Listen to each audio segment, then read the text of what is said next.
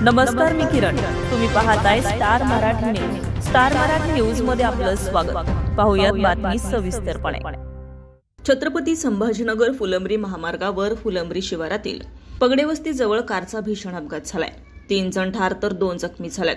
फुलंब्री पासून काही अंतरावर असलेल्या पगडेवस्ती जवळ छत्रपती संभाजीनगर ते फुलंब्री महामार्गावर दिनांक 24 जून रोजी रात्री 10 वाजेच्या सुमारास फुलंब्रीकडून छत्रपती संभाजीनगरकडे जात असलेल्या इग्निस कार क्रमांक MH20 EJ 1586 ही रोडच्या बाजूला असलेल्या पुलाच्या भिंतीवर धडकून भीषण अपघात झाला.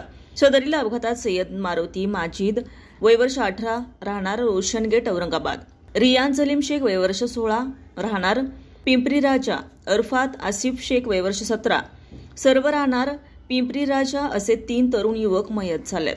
उजेर खान आणि शरीफ शेख हे दोघे राहणार मोतीवाला नगर औरंगाबाद जखमी झालेत. दोघांपैकी शरीफ शेख याचा आयकॉन हॉस्पिटल औरंगाबाद येथे उपचार सुरू आहे, तर उजेर खान याचा MGM हॉस्पिटल येथे उपचार करून सुट्टी देण्यात आली आहे.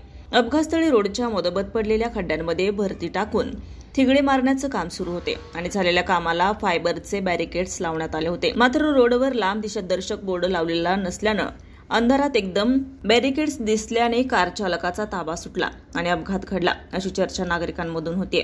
अपघात इतका भीषण होता की कारचा चेंदामेंदा झालाय. अपघातस्थळी रक्ताचा सडा पडला.